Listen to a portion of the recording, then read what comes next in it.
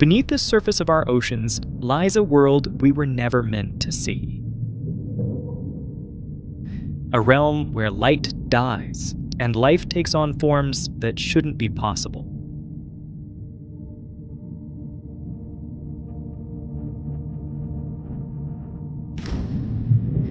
As we descend deeper, crossing the sunlight zone, then the twilight zone, then the midnight zone, the creatures we encounter turn progressively stranger.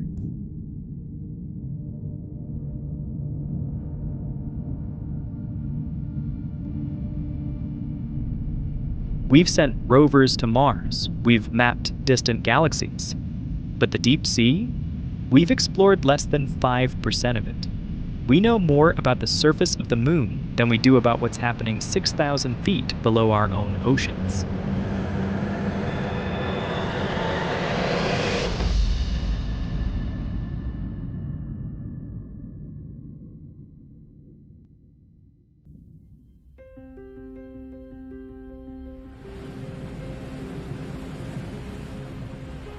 At the surface, the ocean is bright and full of life.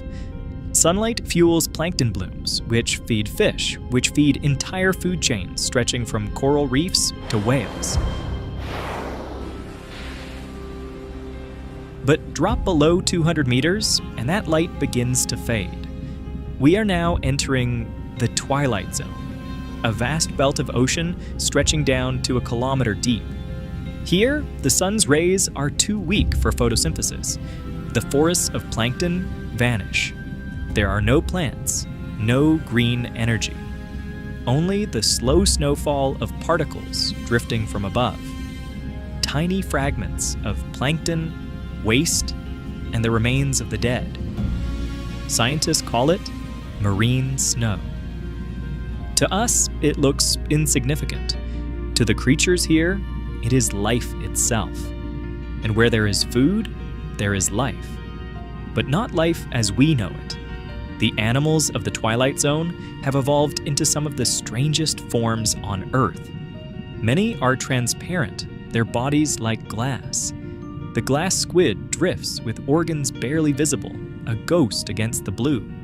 The glass octopus is almost invisible, its eyes the only solid feature. Why so many species take on transparency here is still a mystery. It may be camouflage, a way to vanish in the faintest light. Or perhaps a way to conserve energy in a world where every pigment costs more than it gives back. Others choose the opposite strategy, not invisibility, but light. In the gloom, some creatures create their own glow through a chemical reaction known as bioluminescence. To us, it's dazzling, flashing dots, glowing patterns, entire bodies flickering like lanterns. But here, light is survival. Some use it to lure prey, some to find a mate, and some to disappear. This trick is called counter-illumination. From below, predators can spot a dark silhouette against the faint shimmer above. To hide, animals like the firefly squid cover their bellies with light-producing organs. They adjust the brightness to perfectly match the glow from the surface, erasing their outline and vanishing into the background. It is camouflage by imitation, making light to disappear into light. Other species play stranger games. The bloody belly comb jelly shines in deep red. Down here, red light never penetrates, making the jelly appear completely black. Inside its stomach, bioluminescent prey is concealed, hidden from predators that might otherwise detect its glow. In a world defined by light, or the lack of it, every adaptation revolves around who can be seen and who cannot. But the Twilight Zone holds more than tricks of light. It also hosts some of the ocean's greatest spectacles. Each night, as darkness falls above, billions of creatures rise from the depths. Lanternfish, squid, jellies, an entire army of the deep, climbing towards the surface to feed on plankton under cover of night. At dawn, they sink back down, vanishing into the gloom. This vast daily movement is called the diel vertical migration. It is the largest synchronized migration on Earth, greater in numbers than all herds, all flocks, all swarms combined. And yet, despite its scale, this event remained hidden until World War II. Naval sonar operators detected a mysterious false seabed, a dense layer that rose every night and sank every morning. It wasn't the ocean floor at all. It was life, an entire invisible world moving as one. The twilight zone is where the familiar rules of life begin to bend, where transparency is armor, where light is used to hide, where billions of animals rise and fall in a rhythm older than humanity itself. This is the threshold of the deep, the first layer of a world we still cannot explain. Past 1 kilometer, all sunlight disappears. We have reached the midnight zone, a realm stretching down to 4,000 meters. Here, there is no dawn, no dusk, only endless night. Temperatures hover just above freezing. The pressure is hundreds of times greater than at the surface. To human eyes, this seems like a world where nothing could survive. And yet, it is here that evolution becomes most creative. Take the dragonfish. Unlike most creatures, it can produce red bioluminescence. To most eyes in the deep sea, red light is invisible, which makes the dragonfish's glow a private searchlight. It illuminates prey without giving itself away. Even more mysterious, its eyes are specially adapted to detect this hidden color. It's as though the dragonfish has invented a secret wavelength seen only by itself.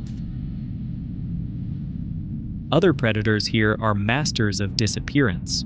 Some fish are cloaked in ultra-black skin, so efficient at absorbing light that it reflects less than 0.5% of what touches it.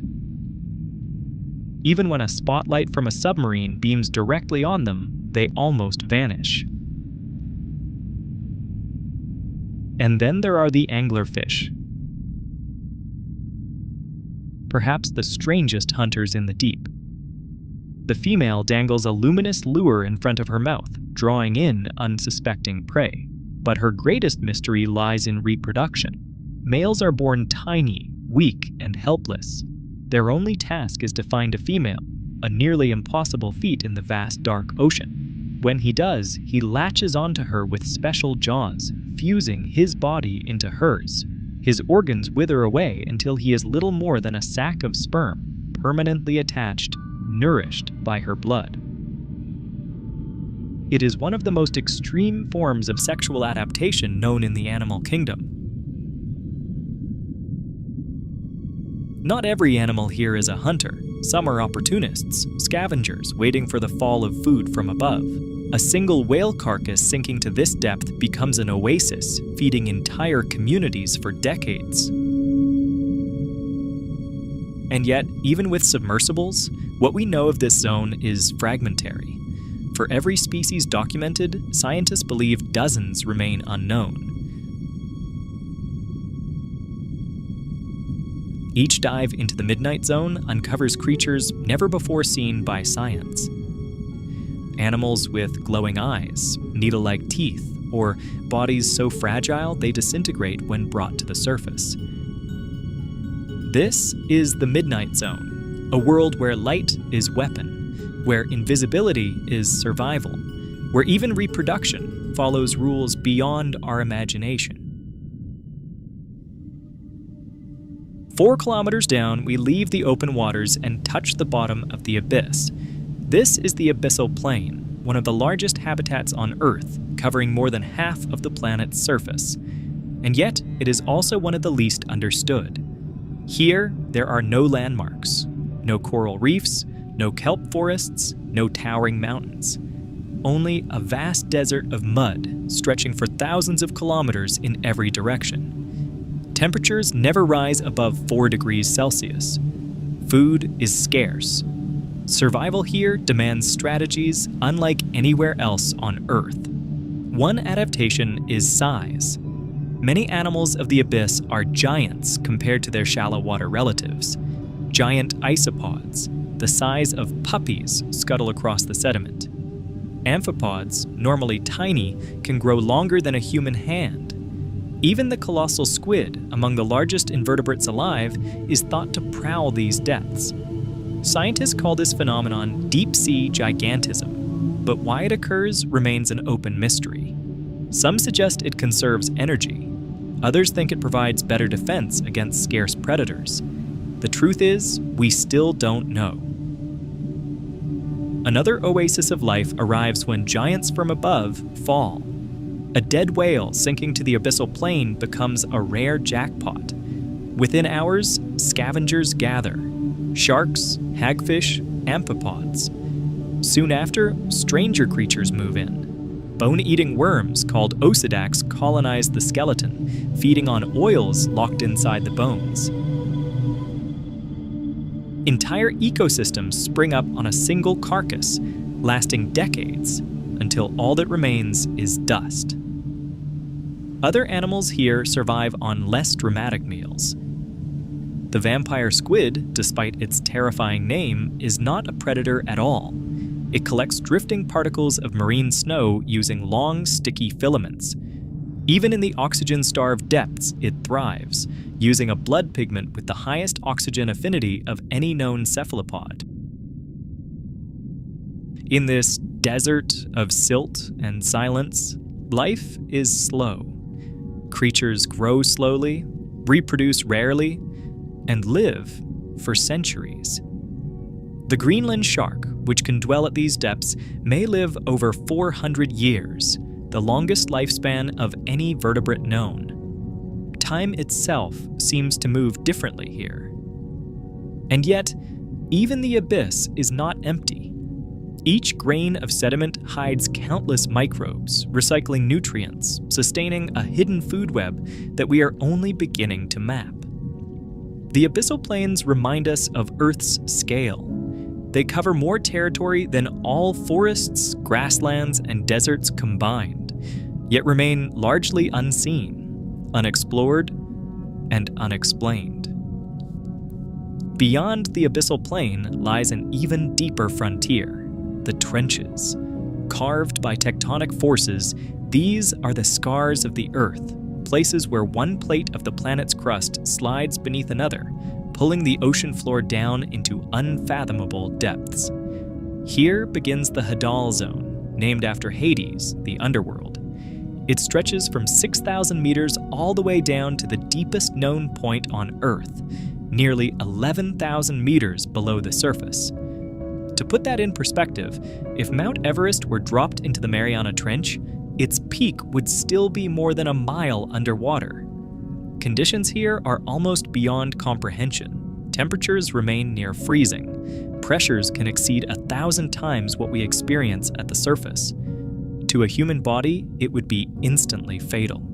And yet, life not only survives here, it thrives. Among the most astonishing creatures are the snailfish that inhabit the very bottom of trenches.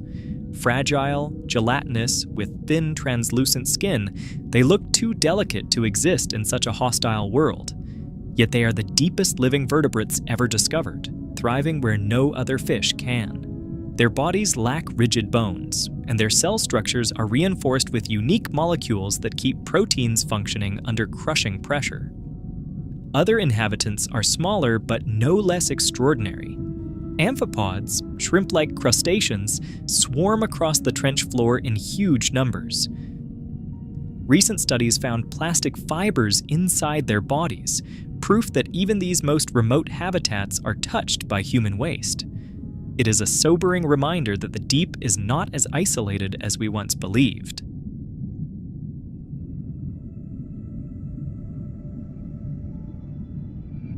At hydrothermal vents along trench walls, life takes an even stranger turn. Here, microbes feed not on sunlight or marine snow, but on chemicals spewing from the Earth's crust. Hydrogen sulfide, methane, even metals dissolved in superheated water. Entire communities of worms, clams, and crabs depend on these microscopic pioneers. It is a food web based on chemistry, not photosynthesis, showing us that life can exist in conditions utterly alien to the surface. These discoveries fuel a larger question. If life can adapt to such extremes here on Earth, could it not also exist on other worlds? Icy moons like Europa and Enceladus hide oceans beneath their frozen crusts, warmed not by sunlight but by internal heat. To study the Hadal Zone is to glimpse the possibilities of extraterrestrial oceans. And yet, despite its importance, we know almost nothing about the trenches. Fewer people have visited the Mariana Trench than have stood on the surface of the moon. Each dive brings back creatures unknown to science, from translucent sea cucumbers drifting like parachutes, to gelatinous blobs with no clear anatomy, to microbes whose metabolisms remain a mystery. For centuries, humans imagined the trenches as lifeless voids, silent graves beneath the sea. What we've found instead is resilience, life that bends, reshapes, and reinvents itself to endure the most extreme pressures imaginable. For all we have seen, the deep sea remains a world of questions. More than 80% of the ocean is still unexplored. Each dive into the depths, each ROV expedition, brings back creatures never before imagined. Transparent fish, glowing worms, jellies that break every rule of biology. It is a world where discovery is not rare, but constant. Even among the animals we know, so much remains unsolved. Why do so many deep-sea creatures grow to enormous sizes? The giant isopods, the colossal squid, the amphipods the length of a human hand. Why do others turn nearly invisible, or cloak themselves in ultra-black skin that absorbs almost all light? The greatest mystery of all may be bioluminescence. Nearly 3/4 of deep-sea life produces light, yet the reasons vary wildly. Hunting, hiding, mating, or simply surviving. We still cannot explain how many of these species evolved such complex chemical systems, or why some can glow in colors that no other animal can see. There are deeper puzzles still. For now, these are mysteries without explanation. Perhaps that is what makes them so powerful. They remind us that Earth still holds secrets. Secrets worth protecting. Secrets worth discovering.